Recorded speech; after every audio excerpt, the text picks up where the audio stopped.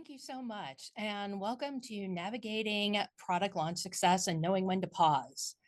As our host said, launching a product is a high stakes endeavor, and today success hinges on much more than just having a product that's ready and a checklist.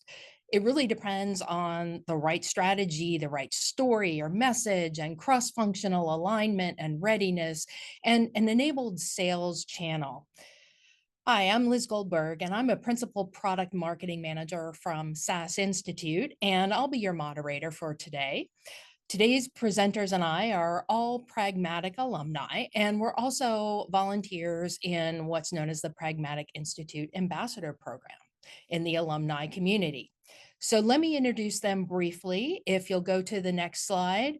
First, we have Dominica Phillips Blackburn, and she's a product manager at Manchester Airports. She's going to start us off today with a case study of how she used the Pragmatic Institute launch process for a successful product launch.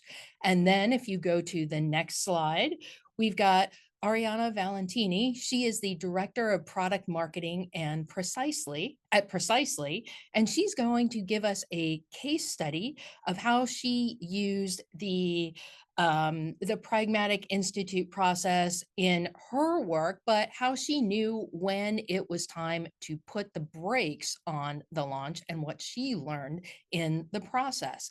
Welcome, panelists. Dominica, I'm going to go ahead and turn it over to you. Thank you, everyone, and thank you so much for joining this webinar.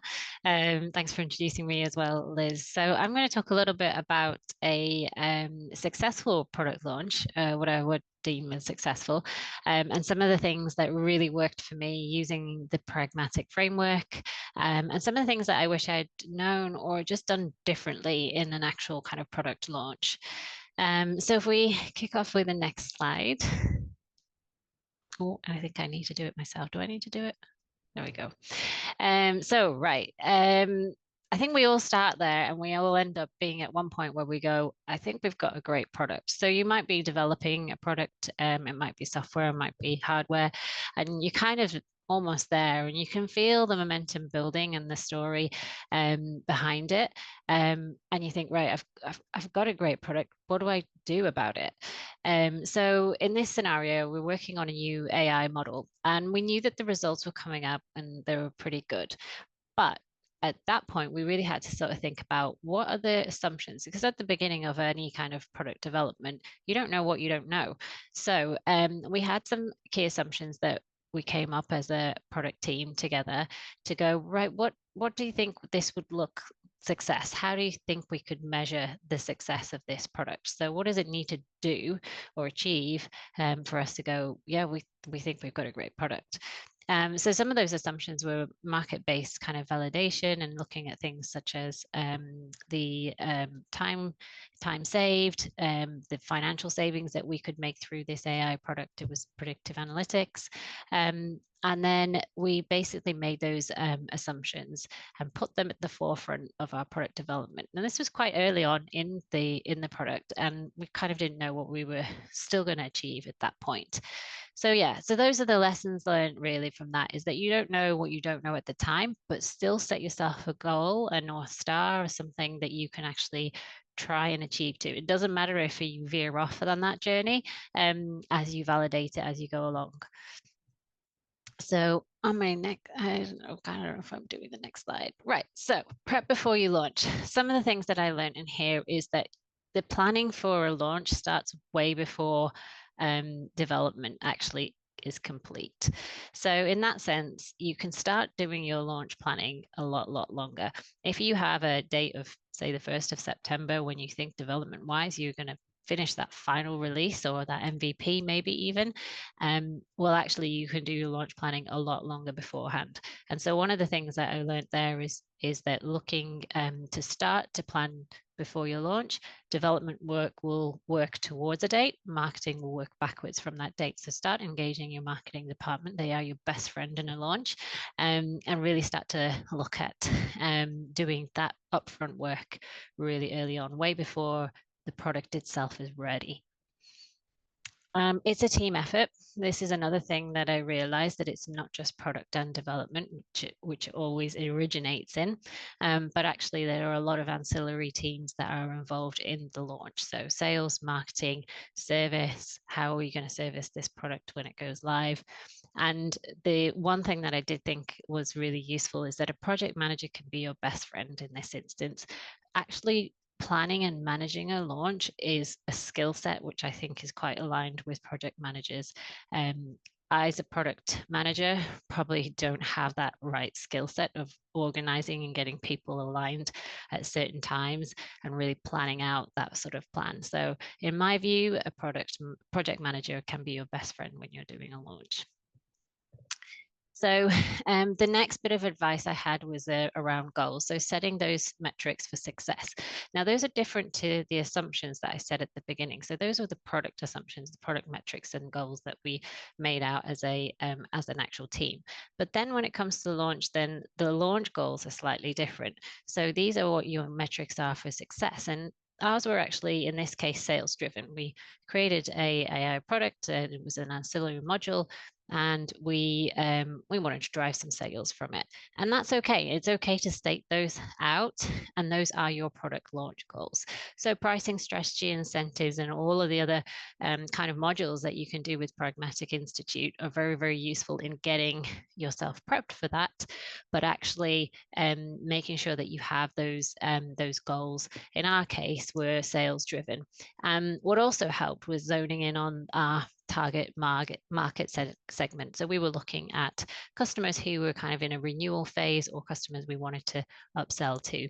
So thinking about those goals is really, really important. And then finally having a phased approach to the actual kind of goal setting as well. So being flexible and making sure that those can change as you are launching. So the launch process isn't just one day, it's a phased approach. So then you come to create your launch plan. And we actually used a template from Pragmatic Institute. We I kind of like took the Word document where it had the whole launch plan listed out. And I said, right, how do we fill this document out? You know, how can it help us create an overall plan? So we used the predefined template, but we built in some fun in there as well. So it came together as a bit of a group. Each area was responsible for filling in their part of the product launch. And then again, looking at marketing is your best friend to start to gain momentum, because you are really, what you're trying to do as well in a product launch is, apart from obviously achieving your own goals, your strategic goals, but also trying to get everybody on the journey of that product launch. So everyone in the organization is involved and has the buy-in and the backup to that successful launch. And then finally, go to market. There are different levels of go to market planning depending on what's being launched. At our last organization, there was a matrix with clear responsibilities and ownership. And this matrix was depending on obviously the type of launch there was. If it was a new product to market, if it was to our existing customers, if it was a small change, each one of those had a different sort of checklist of activities to do in terms of having a successful go to market strategy. And as I mentioned before, getting that buy-in from everyone. So looking at who are the actors and who are the players in your launch plan was really, really vital. So the biggest 3 game changers for me was understanding that it's a team effort and a phase plan. As I said before, I think when it comes to launches, a lot of the time everyone thinks of just one date, the date passes, and then everyone goes back to their day jobs. And that's not a launch. A launch will have different phases, and it will go through a different sort of stage depending on where you are in that sort of launch plan. So understanding that, and understanding that it's a team effort, that everyone has a part to play in the launch of a successful product. Products are not just product managers' products, they are everyone's products. They're the companies, they're the reason why we build and drive and create things. So making sure that everyone is bought in was really, really important.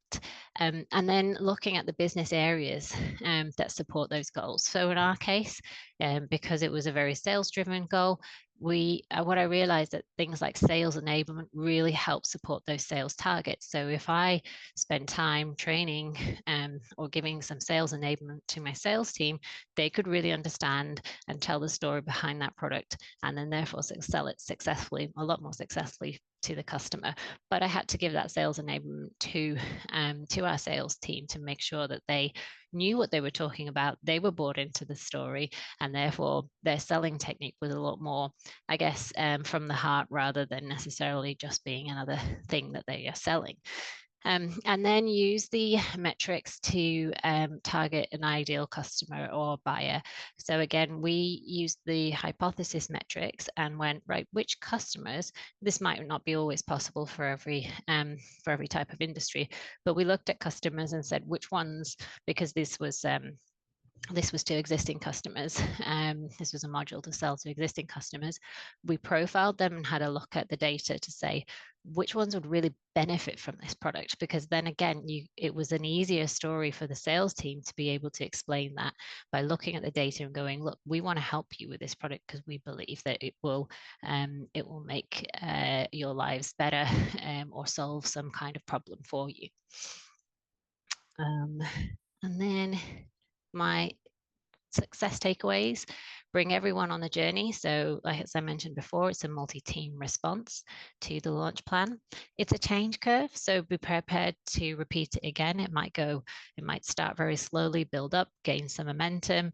We're all happy and it's successful. The results are coming in. That's brilliant. The sales are coming in. It might dip down again, and then you might have to sort of reinvent yourself and reinvent that launch plan and bring it back up again. Make sure that the goals are firmly in place, eyes on the prize, and review and amend always. And that is it from me. Thank you. I'll pass on. All right, great. Thank you so much. That was so awesome. So first of all, I'm not going to be all doom and gloom, I promise. But I do want to just, as we always want to do, sit in the seat of the persona. And so for a moment, how many times has this happened to you? You walk in, you're getting close to a launch, maybe it's a launch day, you're excited for a launch, and then suddenly something doesn't quite feel right. Maybe the product isn't working, sellers aren't quite sure about what's going on, PR is late, and the result is something akin to chaos. And we just have absolute chaos and we don't know what to do, and the launch is a big, big failure. Yet we had all of these red flags all along, but we soldiered on anyway, and this is now the result, whether metaphorically or literally. All right, so if we go to the next slide, I just want to give you a moment of Zen. Everyone inhale and exhale and repeat after me. It is totally okay to pause or stop a launch. That is fine. It's okay to do this. I know sometimes it feels like there's other pressures where we absolutely must do this, but that's okay. It's okay. You can do this. I believe in you. You can pause or stop a launch. So why would you do this? So there's a whole host of reasons of why you would possibly pull a plug on a launch. This is not, all-inclusive list, but this is some of the areas in my career where I've seen come up most frequently, where we've really had to go back to the drawing board and really think about what we're doing. Whether that is functionality, the product maybe just doesn't work, it's not quite ready for prime time. We don't really have trackable goals, alignment. Some of the things that Dominica spoke about earlier, they're just not there. The team isn't ready to go. Misalignment internally. No one really knows what we're doing here, why we're doing it, who's doing it. And to that end, there's a lack of ownership. And then finally, maybe there's no customer need or value. You just built something for the sake of building it. I know sometimes we tend to do that because we love our products and we love our own, how we feel about certain things in our own organizations, but really not keeping the customer in mind. So in the end, you end up with something that isn't necessarily the best fit. So if we go to the next slide, first thing, functionality. All right, so this is probably the easiest one to think about if you're thinking about like how are you going to approach this. When do you actually really need to kill the thing? Like pull it out, it's done, it's broken, it's over. We need to pause. Well, the first thing is if the feature is straight up not working, it's broken, it's incomplete, it's not functional, you may have to have a pause and a serious conversation within your org about whether you're going to proceed to the next step. If you're in a company that's working with a lot of regulatory requirements or compliance, or you have to meet a customer security needs, and the solution is not aligned to those needs, is not meeting them, does not fall within that compliance, that's another place where you're just going to have to pause and stop. Maybe the underlying tech foundation is weak for that product. So that means that, say, you have something that's really innovative, but it's built on brittle pipelines, brittle infrastructure within your own product. So it's not quite functional. It's kind of chugging along. But as soon as a code change happens elsewhere, this thing is going to just stop working. That's another place. So I think probably more akin to like P0 bugs. Like, are those P0s being fixed? And then, relies on other things that aren't there. I used to work in startups. Sometimes you got to demo the future, you got to demo the vision. But there's a difference between demoing a vision at a conference or for investors versus building something that just does not work, that's not real. Or you've just had horrible feedback. Beta, everything goes wrong. The customer feedback's terrible. Everyone hates it. 1 star on Yelp. Do not proceed. So you have all of these things that are kind of like the big product red flags of why you shouldn't proceed. But there's a way to answer this. So if you click forward, it's all about getting a product triage list. So what I like to call this is the go, no go checklist. So first of all, not everything is dead on arrival. You could have looked at all of these different things. Have we tried everything? Have we gone through all of the processes? Have we tested it enough? Are we still having these issues? There's also a conversation around what are we killing? Are you killing the launch in the short term or the product longer term? A great example was a couple of years ago, I was at a startup. We had a feature that we had promised. It was in a contract for a customer. So we were on the hook legally to deliver this feature. And we wanted to bundle it into a fall release. Well, the reality is that while the feature was deliverable for that particular customer, in the bigger scheme of things for this wider product launch, it was not going to go in. So we determined that we would kill the public-facing launch for now, but deliver the feature as we were required to the customer, and then use them as kind of almost like a build customer, someone to help us innovate long-term with that feature. So the product didn't go away, the feature didn't necessarily die, but we just paused the public-facing version of this launch. And then the other thing is if you are going to do this and you do have something that is really big and you have to kill it, how are you going to tell people? Have a communications plan. It's almost like have crisis management built into your launch plan a little bit to be able to tell people, okay, we're not going to proceed, but this is going to be our next step. I personally would rather move a slide that I'm presenting on a roadmap back a few quarters, then launch something that's just straight up not going to work and people just lose complete and utter trust in your product. If you go to the next slide. Okay, so just like if a tree falls in a forest and no one is around to hear it, did you really have a successful launch if no one is actually knowing how to measure it? So yeah, we launched this thing. It was great. Everyone's happy, cool, high fives. If you're in an office, maybe you had a bit of a cheers moment.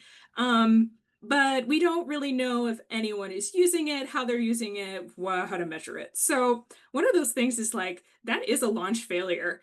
If you don't know how to measure the success of your launch, then I don't know, like how would you turn around and say, like, make a statement? I always think about like, how would you put that on your resume? We launched this thing, we don't really know if it worked or was successful, but hey, I did it. So if you go to the next slide, there's some things to consider when it comes to trackable goals. And the goals can change based on the type of launch.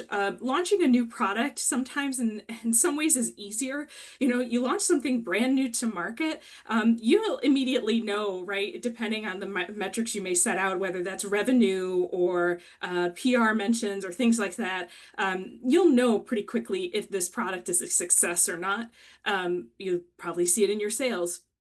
Whether if it's an existing product, you may want to look at, are we seeing increased adoption in customers? Are we seeing usage in product telemetry? Are people clicking in if you have product-led growth? Are they clicking into the, hey, what's new? Let me walk through this new feature and coming back and reusing it.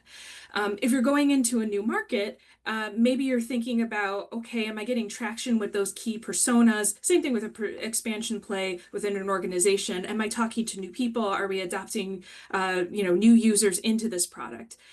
Some ideas, not again an all-inclusive list, but things to think about is, maybe the percentage of adoption, revenue increase, PR mentions. I actually think Liz had sent us a great article before this, and I cannot remember, Liz, where it was from, but it was kind of a product manager saying like they're thinking about how, their launch would be recognized in like AI models, and like, is it newsworthy enough that like, somebody is picking it up? I'm thinking about like what is the tagline, the media, the news around my launch. That is how I'm going to judge a successful launch. Positive customer feedback. If you're building something to kind of save, bleed from a customer, what is that customer churn decreasing? Are you getting good feedback from at-risk accounts? That's another great trackable goal to consider in your launch. And if you go forward, I'm very proud of this. I made this meme all on my own, so to trademark here. But I just thought about it like, sometimes when we think about misalignment internally, it's like you get so far down the path, you're not quite sure whether you're doing the right thing. And then at that point, you're so far down, you're afraid to ask if you're doing the right thing. And this is one of those problems where if you don't know, or you don't have goals or priorities, how are you going to be able to have success in the launch when it's actually, if there's momentum picking up around it? So the first thing is first, whether you're a product marketer or product manager, depending on how you manage these things internally, make sure you get your cross-functional team and a launch meeting set up. We here, I work at Precisely now, we have launch meetings that are blocked out for an hour. Sometimes we use the hour, sometimes we don't use the hour. Today it was 15 minutes, just did a quick touch base on a launch we're working on, said, great, everything's ready to go.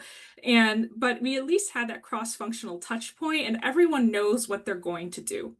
To the point before about having trackable goals, making sure that everyone is aligned in those goals and having the same goals in mind, as well as the narrative. So it's very important, especially, for the product marketers on the call, do people believe in the narrative that you're telling, the story you're telling around the launch, whether that's how it's going to help a new customer, maybe it's marketing messaging, just making sure that everyone is speaking the same language around this particular product launch.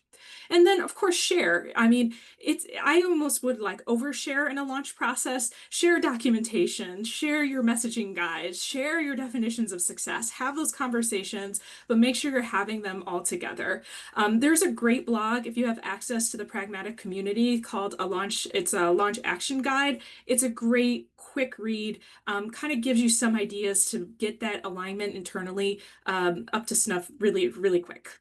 And so if we go to the next slide, kind of what happens when you have a lack of misalignment internally, you kind of have another thing that happens as well. And that is, a lack of ownership. If no one really knows what's going on, you're not really tracking anything, people are going to start to have tasks fall through the cracks. And this is when it gets contentious because you do kind of look at each other and you're saying, well, you should do this, or I should do this. Your meetings don't end up with, I will take on this task, or, hey, product, this is your next step. Oh, demand generation, you're going to launch this campaign on this launch here. There's more of a a soft, like, hey, you should do something. So like, hey, someone should do this. Someone should draft the PR. Someone should take care of those bugs that are in the product before we launch.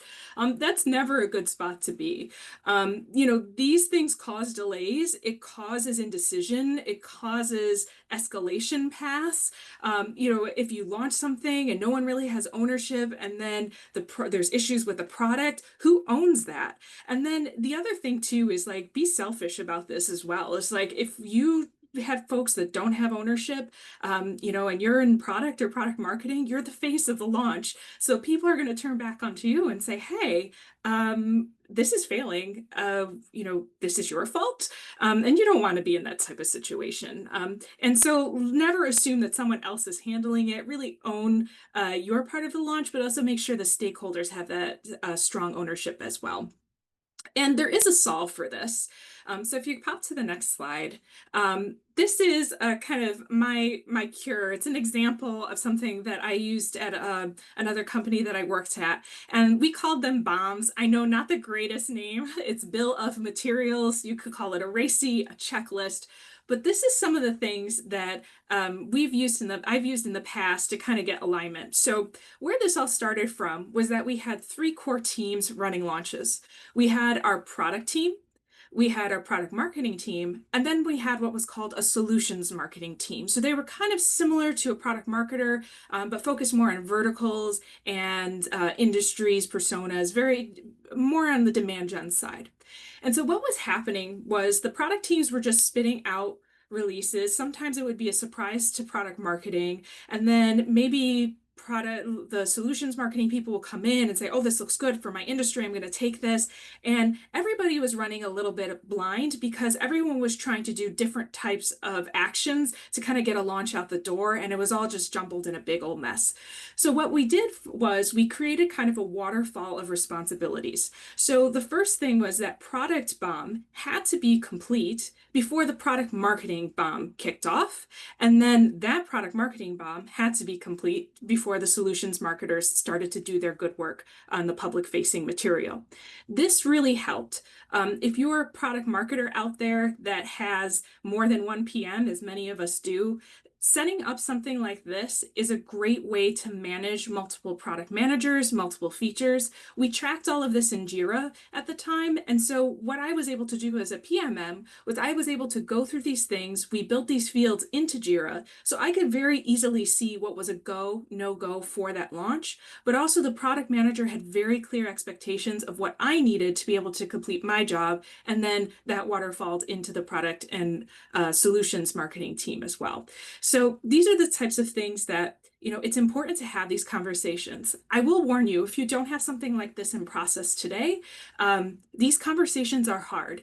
This very nice chart caused a lot of very passionate discussion in our organization at the time because certain people didn't want to take on a product requirements document. Some people didn't want to do the sales decks. So there was, having that hard conversation up front and kind of having that alignment up front is so important. It's better to have those conversations when there's no launch happening, there's very low stakes, versus you're in the middle of a launch and you find out you're missing core information from your product team that you absolutely need to be able to deliver to the rest of the organization. And if we go to the next slide, so maybe there's no customer need or value. This is one of those things, I can't tell you how many times in my career I've been assigned something and they just say, go launch it. And then you're going, oh God, this really is like just a yes and, or something that's kind of not as valuable as you were hoping it is. We see this a lot. I think we all have experienced this. Maybe there's a lack of customer understanding of what you're building. There's no unique selling points. You can't quite point out whether this thing is feature parity or to your competitors or something actually truly unique. There was no customer involvement in the development and no customer use case. And the only caveat I say to this is sometimes we do have to build things for innovation and not just a straight up customer request. first. I mean, if your whole roadmap, product roadmap is just customer requests, it's going to be a pretty boring product. You want to have some innovation built in there, but that innovation means really knowing your customer and bringing customers along. So there's ways to get around this if you are running into these areas where you may need to pull a plug on a launch. So if you go to the next slide. So if there's no understanding of, the customer doesn't have understanding of what you're releasing, talk to your customers, show them the beta, show them the UX mockups, build ideal customer profiles, analyze those customer needs so that you can better explain what the value of this launch will mean to them. If there's no unique selling points, you can look at positioning. You could focus on outcomes. You could check out competitors. Sometimes you do have to release something that is a yes and that's totally fine. Maybe that isn't your PR level launch, but it's still a launch. Maybe it's in a customer newsletter or letting core customers that have been looking for that feature know that this thing is out in the world. If there's no customer input, go get it. I think one of those things is like, in an ideal world, we're all talking to customers one-on-one every single day. I know that doesn't happen. Doesn't happen in my job now. I would love to talk to customers every day, but I have a lot of other things that I have to do day to day. So instead of, maybe talking to customers, if you don't have that opportunity in your organization, you can sit with customer-facing teams. Become friends with sales. I know I can feel the people cringing sometimes on the line, but become friends with sales, get to know them, get to know your pre-sales folks, your sales engineers. These are the people who are really sitting with your customer to start to understand what those needs are. And then, eventually once you befriend them, they tend to hook you up with the customer. If there's no use case, maybe think about how you want to start with the problem, show it in action, and then build value stories from that. So, if you're building something, it's a little experimental, get in front of customers, show them, maybe even talk to a sales engineer that you're friendly with or a support person and say, hey, do you think this would help people if you can't necessarily get in front of a customer? There's way more ways to get around this one than just full on stopping a launch. And if you go to my last slide, I just want to let you know again, you have all of these tips, that it's okay, again, to pause or stop a launch. But now if you click forward, if it works, you have a plan. So, it's not always fun to pull a plug on something or stop it. But if you do, and you have kind of some of these reasons, you'll now know what to do next and how to either save it or maybe not proceed going forward. And that's it for me. Well, thank you so much, Ariana and Domenica. And hopefully all of you have gotten some great information about when to pull the plug on a launch and how to do a launch successfully. I saw a lot of, positive reactions and claps and hearts and all kinds of great emojis coming up through the discussion. And I'm already seeing some questions in the chat, which we'll get to in just a second. Just a in the questions in the Q&A panel. Just a reminder to put your questions in the Q&A panel, please. So let's go ahead and talk about some of these. We've gotten a few questions about go, no go decisions. When do you make that decision to make the call to go, no go, the power of the soft versus the hard launch? And how do you navigate this when your launch date or your product release date keeps slipping? Ooh. Do you want to go first, Domenica? I got some thoughts.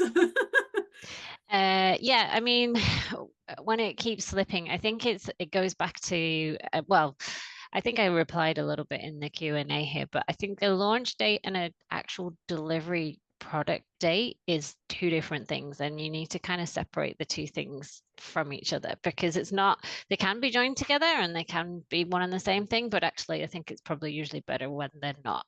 So I would suggest starting with that one, because sometimes a product can be ready for development earlier, or sort of for launching earlier from a development point of view, but you've not warmed up the market, you've not talked to your customers, you've not got all your sales enablement or your service department ready. So For me, it's, the two things are slightly different. And I think the only advice I had is to talk about launches in maybe a quarter of the year rather than a month or a specific date, because as soon as you say that, you kind of committed to that to your customers potentially.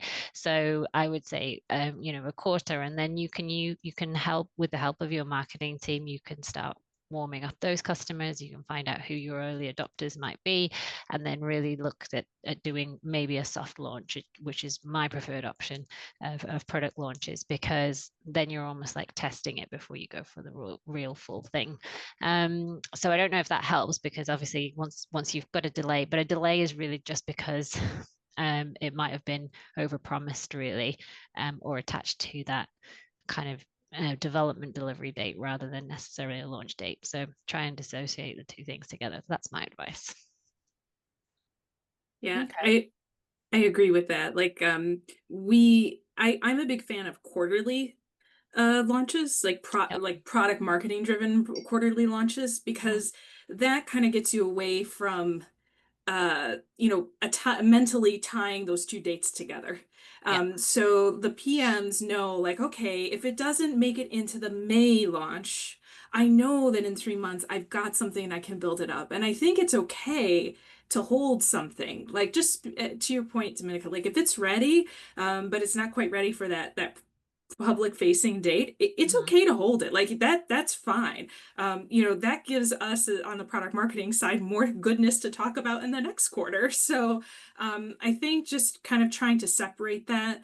And then also, there's been situations where I've been in where the thing just keeps slipping, and it's just like we all know, we're saying like the quiet part out loud. It's never happening. And that's okay too. But in those cases, we tend to hyper monitor those features and really stay close with engineering and product to make sure that, like, if that does keep happening, we're not holding our breath for that public date either. So just making sure that, like, everyone kind of knows, like, May 15th, August 15th, those are the dates. We know that they're coming, so you can kind of do a backwards track. And then if it slips, it's okay. It's not a big deal. But yeah, the one example I did give about the promising the customer, that one was a sticky one, because it was promised by someone who shouldn't have promised that. So that was a little bit of a scramble, but it's okay. We got it over the line. So Yeah, I think we've all had those types of situations, and yeah, I mean, I would ask the product managers and the developers. I'd say, what's your confidence level with this? And if they said anything less than about 85%, I'd be like, okay, well, then probably not going to happen in this release. I would try and engage with that, and it really, I think it also depends on Dominica, you talked about warming up the market. It talks about, I think it depends on how agile your marketing organization is as Mm. well. If you've got long lead times for collateral and other types of enablement materials, that may be something that impacts on your ability to be ready for that launch date. Yeah. So speaking of materials, we have a question about, is it realistic for the BOMs, the bill of materials, to be done in serial? I imagine a lot of work could or should be done in parallel for optimal efficiency. yes, that example, what we were really having a hard time. So with that example that I gave, uh, we were having a really hard time getting the requirements document and any documentation from the product team. So people would tell us, like, we would get literally like a Jira ticket with Mhm. a vague name, and they'd say this is coming out on August 7th. And so as a product marketer, you're like, what the heck is in this thing? Like, are we, can we even, and the PMs were reticent to give it. So the only thing I would say in that bomb that I showed that were like, go, no go, you're not getting a thing, was if you did not have your product requirements document, I was killing your launch, because I needed to know what was inside the thing. But, once you get into a pattern, some of that stuff like the sales decks or the messaging, we all kind of, hopefully you have a cadence with folks so you kind of know what's coming, right? And you have that cross-functional touch point. So people could work in serial, but when it came to like net new things or features, it was like we absolutely needed to understand what it was we were launching in the first place. Yep. Yeah, definitely. I want to get back to this idea of, go, no go. And we have a question about how do you know, or how do you go on? Do you go on? Especially when you should pull the plug, but the push from, the corner office, the executive team, is to continue moving forward despite all the red flags and the risk assessments showing that you shouldn't.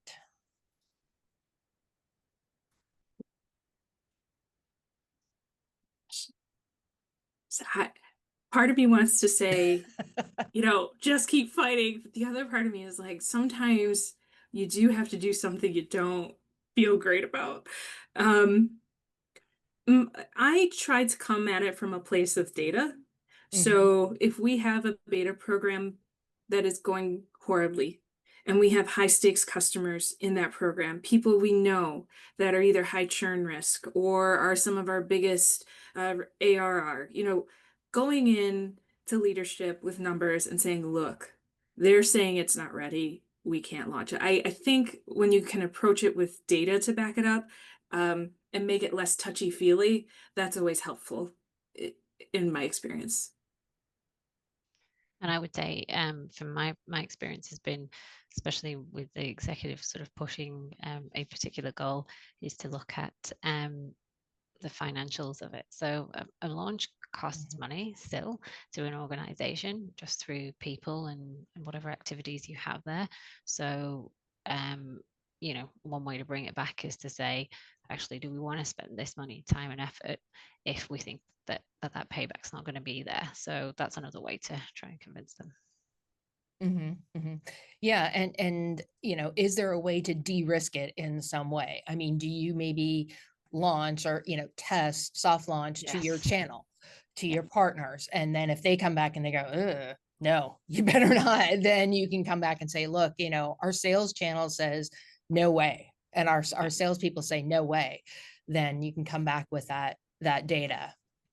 I know, Dominica, you answered this in the chat. I think it's a really good question, so I want to talk about it a little bit. Ariana, you talked about no ownership being a problem. How do the two of you handle when you have too many owners or too many people wanting to own things? Gosh, sometimes I wish I had that problem. I try and I think when you have people that are really excited, you just want to try and find folks' place, like in that launch checklist and where they can add the most value. I also think sometimes if it's like a C-level person that wants a lot of visibility, sometimes that's just a craving because they're not hearing a lot and they know it's important and they just want to understand what's happening.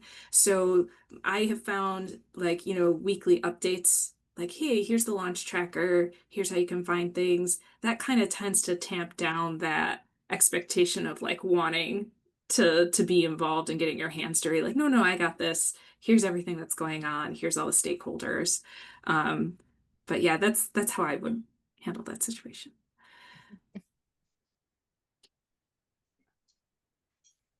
So, Dominica, do you have anything to add on that, or? I'm trying to think, what else could I add into what I said before?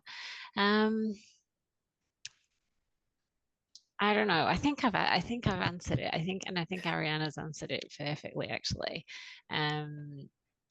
Yeah.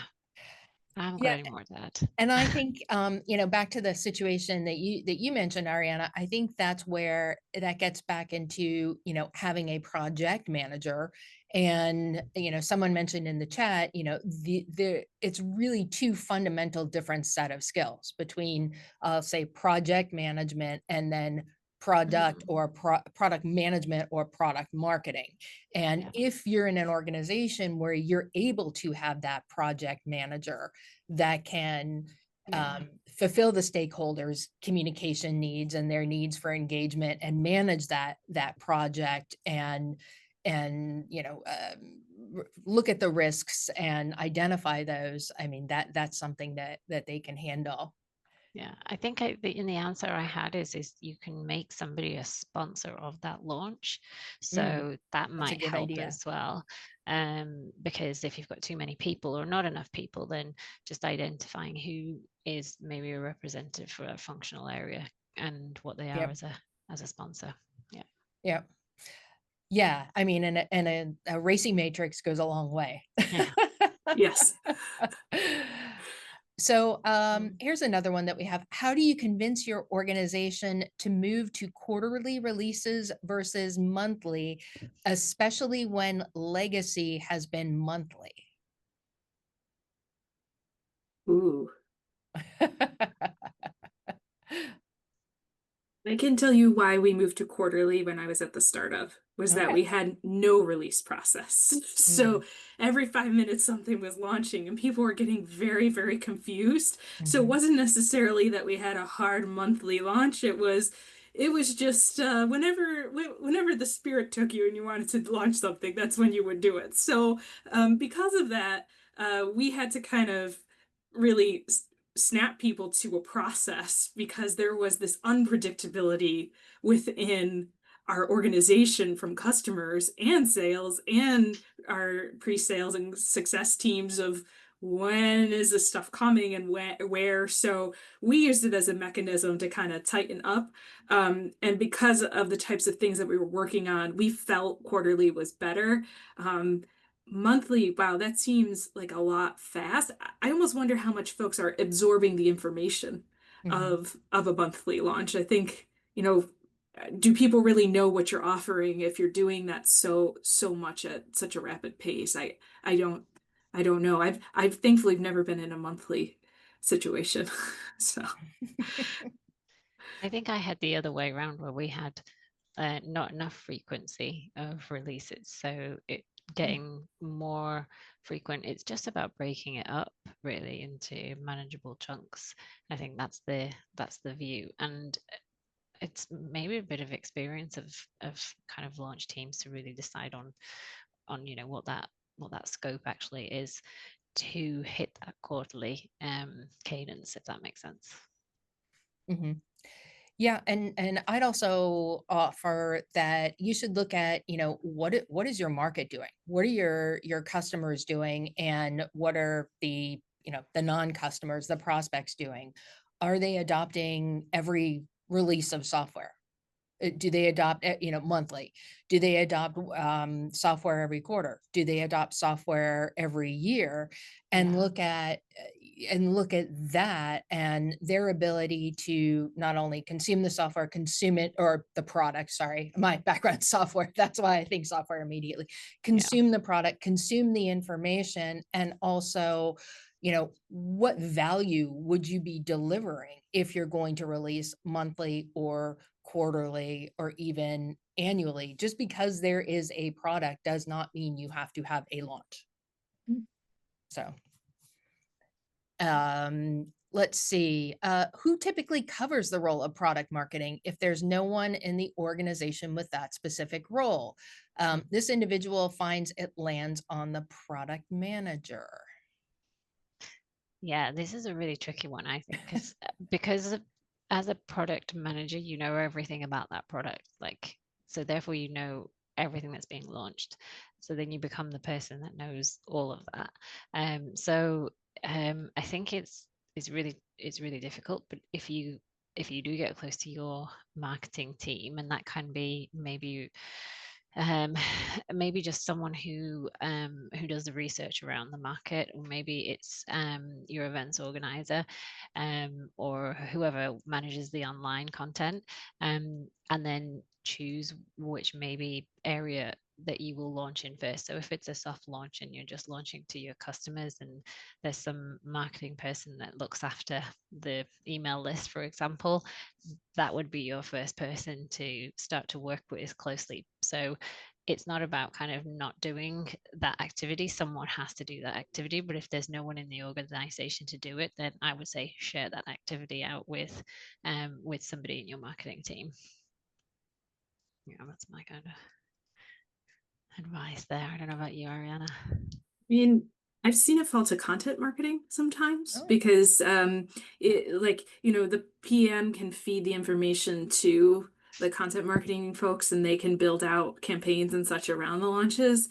But I will say this is a quote. I was at a conference long time ago. It was like just when I was starting to become a product marketer, and someone said, as soon as you hire a product manager, your next hire should be a product marketer.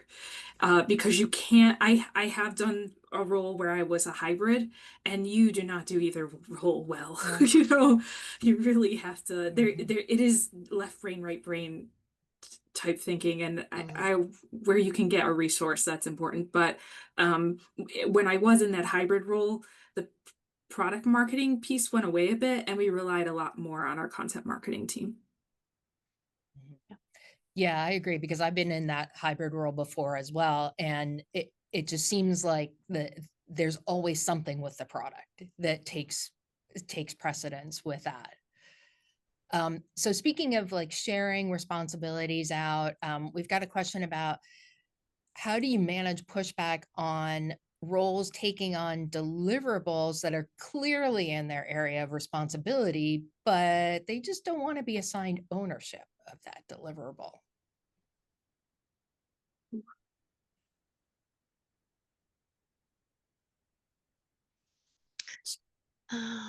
That's a tricky one. Yeah.